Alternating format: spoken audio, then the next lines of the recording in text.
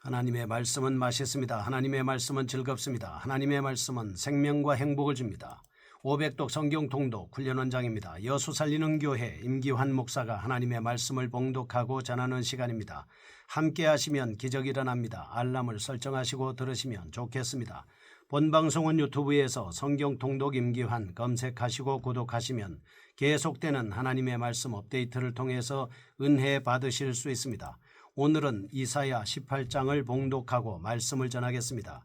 이사야 18장 슬프다 구수의 강 건너편 날개치는 소리 나는 땅이요 갈대배를 물에 띄우고 그 사자를 수로로 보내며 이르기를 민첩한 사절들아 너희는 강들이 흘러 나누인 나라로 가되 장대하고 준수한 백성 곧 시초부터 두려움이 되며 강성하여 대적을 밟는 백성에게로 가라 하는도다. 세상의 모든 거민 지상에 사는 너희여 산들 위에 기치를 세우거든 너희는 보고 나팔을 불거든 너희는 들을지니라. 여호와께서 내게 이르시되 내가 나의 처소에서 조용히 감찰함이 쬐이는 일광 같고 가을 더위에 운무 같도다. 추수하기 전에 꽃이 떨어지고 포도가 맺혀 익어갈 때에 내가 낫으로 그 연한 가지를 베며 퍼진 가지를 찍어버려서 산의 독수리들과 땅의 들짐승들에게 던져주리니 산의 독수리들이 그것으로 여름을 지내며 땅의 들짐승들이 다 그것으로 겨울을 지내리라 하셨습니다. 그때 강들이 흘러 나누인 나라의 장대하고 준수한 백성 곧 시초부터 두려움이 되며 강성하여 대적을 밟는 백성이 만군의 여호와께 드릴 예물을 가지고 만군의 여호와의 이름을 두신 곳 시온산에 이르리라. 아멘. 이사야 18장입니다. 여호와께 대한 구수의 굴복에 대한 말씀입니다.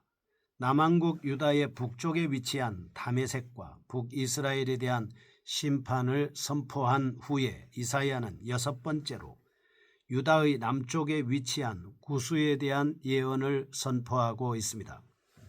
그런데 지금까지는 주로 이방인들에 대한 책망과 저주, 멸망 등을 선포한 반면 본 18장에서는 구수에게 유다를 보호하시는 하나님의 능력을 보고 믿음을 갖도록 권면하고 있습니다. 이러한 내용을 담고 있는 본장은 7절로 이루어진 아주 짧은 예언입니다. 단락의 구분이 불필요할 정도다라고 하겠습니다. 다만 예언의 내용적 흐름을 중심으로 볼 때 1절과 2절 구수 4절을 향한 선지자의 충고입니다. 3절에서 6절 아수르의 파멸에 대한 예언입니다. 7절 여호와 앞에 굴복할 구수의 미래에 대한 예언 등으로 구분해 볼 수 있겠습니다. 그런데 본장의 역사적 배경은 다음과 같습니다. 구수는 애굽의 남쪽에 위치한 아프리카의 국가로서 BC 20세기경의 국가를 형성했습니다. BC 715년경에는 애굽을 통치할 정도로 강성한 강대국이 되었습니다. 이사야가 구수를 향하여 본 예언을 선포한 시기는 바로 구수가 애굽의 제25왕조를 건립하고 전역을 다스리던 중이었습니다. 열왕기하 18장 19절에서 19장 34절에 보면 이때 아수르의 사네립은 북이스라엘과 다메섹을 정복한 후 1차로 유다를 침공한 데 이어 2차 침략을 준비하고 있었습니다. 그러므로 애굽을 지배하던 구수는 위기의식을 느끼게 됐습니다. 왜냐하면 유다가 정복당하면 인접해 있는 구수도 곧 침공을 당할 것이기 때문입니다. 이러한 상황 속에서 구수는 자국의 군대를 소집함과 동시에 주변국들에게도 사신을 발송하여 동맹군을 결성하고자 시도하였습니다. 그리고 그 일환으로 구수의 사신들은 협조를 요청하기 위해 갈대배를 타고 유다를 방문하게 된 것입니다. 바로 이때 이사야 선지자는 본 예언을 선포하여 아수르의 멸망과 어울려 구수가 유다의 예물을 바치게 됨을 알리게 된 것입니다. 그러므로 18장은 직접적으로 그 구수를 향해 선포된 예언하기보다는 아수르를 향한 철저한 심판인 구수인들에게 초래할 일시적인 변화와 영향을 기술한 것으로 볼 수 있겠습니다. 물론 포괄적인 면에서는 구수를 향한 하나님의 심판에 포함시킬 수도 있으나 구수에 대한 하나님의 본격적인 파멸 선언이 드러나는 이 10장의 전초적 예언이라고 보는 것이 더욱 좋겠습니다. 그러면 첫 번째로 구수 4절에 대한 권면입니다. 1절과 2절 말씀입니다. 1절 슬프다 구수의 강 건너편 날개치는 소리나는 땅이여 갈대배를 물에 띄우고 그 사자를 수로로 보내며 이르기를 민첩한 사절들아 너희는 강들이 흘러 나누인 나라로 가되 장대하고 준수한 백성 곧 시초부터 두려움이 되며 강성하여 대적을 밟는 백성에게로 가라 하는도다. 아멘. 구수 사절단에게 아수르로 인한 두려움 때문에 동맹군을 결성하지 않아도 되기에 귀국하도록 종용하고 있는 말씀입니다. 선지자는 이제 더욱 분명하게 아수르를 향한 하나님의 심판 계획을 설명해 줍니다. 특히 본달락은 아수르의 파멸에 대해 감각적 언어를 사용하여 드러냅니다. 생생한 전달 효과를 나타내 주고 있다 하겠습니다.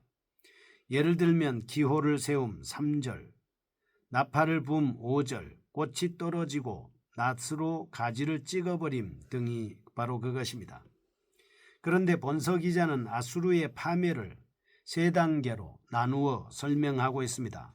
3절 세상의 모든 거민 지상에 사는 너희여 산들 위에 기치를 세우거든 너희는 보고 나팔을 불거든 너희는 들을지니라 말씀하고 있습니다. 이 말씀은 하나님의 말씀을 통해서 다시 한번 무엇인가 준비를 해야 된다라고 하는 것을 알 수 있게 되는 것이죠. 4절 여호와께서 내게 이르시되 내가 나의 저소에서 조용히 감찰함이 죄인은 일광 같고 가을 더위의 운무 같도다. 아멘. 이에 대해 여호와께서는 조용히 침묵하시며 감찰하고 계십니다. 이러한 침묵은 인류 역사를 진행하시는 하나님의 섭리의 한 과정이라고 볼 수 있겠습니다. 6절 산의 독수리들과 땅의 들짐승들에게 던져주리니 산의 독수리들이 그것으로 여름을 지내며 땅의 들짐승들이 다 그것으로 겨울을 지내리라 하셨습니다. 아멘. 그리고 때가 되면 하나님께서는 아수르를 파멸시키실 겁니다. 아수르의 세력 확장이 넓었던 것처럼 멸망도 심각하고 철저하게 진행될 것이다. 은혜가 컸던 것처럼 파멸도 크게 될 것이다 라고 하는 것을 우리에게 가르쳐 주는 것입니다. 본서 기자는 37장 산의 독수리와 들짐승들이 겨우 내내 먹을 만큼 아수르 군대의 시체가 많다고 함으로써 그 규모를 짐작하게 해주고 있습니다. 이상에서 이사야는 구수 사절단에게 하나님께서 아수르 군대를 멸망시키실 것이므로 걱정할 필요가 없음을 우리에게 알려주고 있습니다.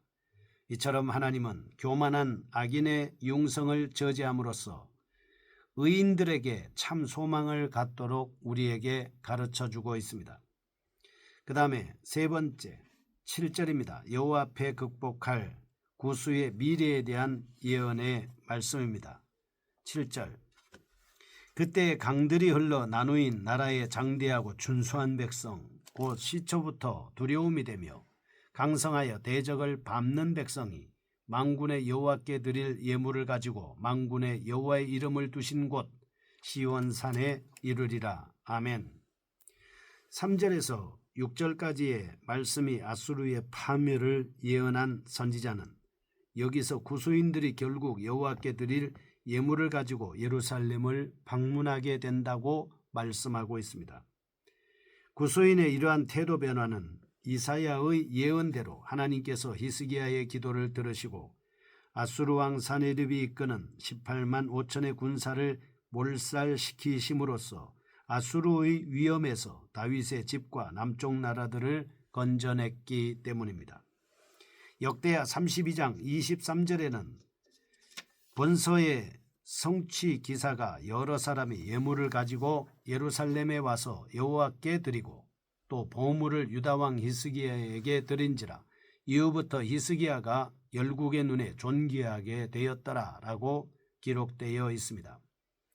분명히 구스의 사절단도 그들 중에 끼어 있었음은 틀림없는 사실입니다.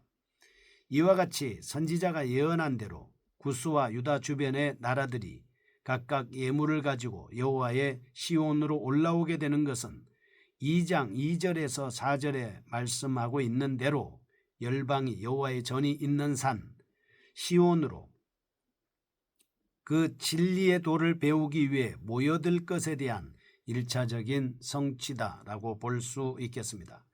다윗은 이러한 사실에 대해 시편 68편 29절에서 32절 예루살렘에 있는 주의 전을 위하여 왕들이 주께 예물을 드리다가 갈밭의 들짐승과 수소의 무리와 만민의 송아지를 꾸짖으시고 은조각을 발 아래 밟으소서.